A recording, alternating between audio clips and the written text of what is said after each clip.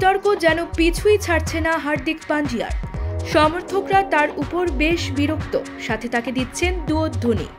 এমনকি খোদ মুম্বাইয়ের মাঠে তাদের ভক্তরাই তার বিরুদ্ধে অবস্থান নিয়েছেন। এই যেমন গত ম্যাচে ধোনি ব্যাট করতে এসেছেন আর বোলিংয়ে মুম্বাইয়ের বর্তমান অধিনায়ক হার্দিক পান্ডিয়া। সবাই হয়তো ভেবেছিল আর যাই হোক, ওয়ানখেড়ে স্টেডিয়ামের 30,000-এর উপরের সমর্থকরা নিজ দল মুম্বাইয়ের পাশাপাশি নিজেদের অধিনায়ককেও সাপোর্ট করবে। উল্টো তা তো হলোই না, বরং হার্দিক বল করার সময় সবাই ধোনি ধোনি বলে চিৎকার করতে থাকে। বলা চলে সব দর্শকরাই হার্দিকের বিরুদ্ধে চলে গেছে।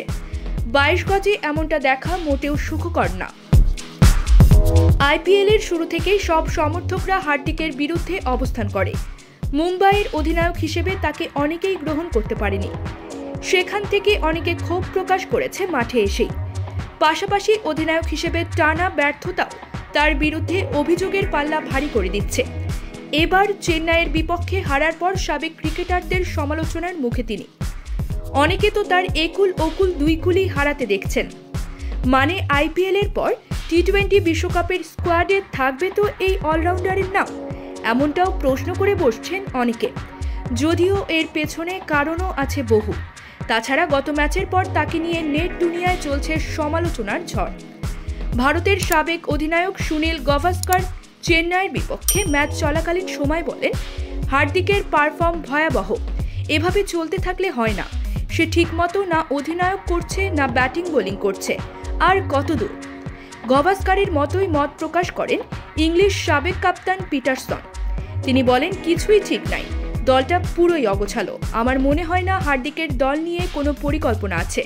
এভাবে চলতে দেওয়া যায় না। এত অভিযোগের মুখে এবার টি-20 বিশ্বকাপের স্কোয়াডে থাকবেন তো তিনি? এমন প্রশ্নও ডানা মেলেছে। কেননা চলমান আইপিএলে তেমন উল্লেখযোগ্য কিছুই করতে পারছেন না তিনি। মুম্বাইয়ের হয়ে চলতি মৌসুমে বল হাতে 6 ম্যাচে 132 রান নিয়েছে, মোটে 3 উইকেট। ওভার প্রতি খরচ করেছেন 11 করে।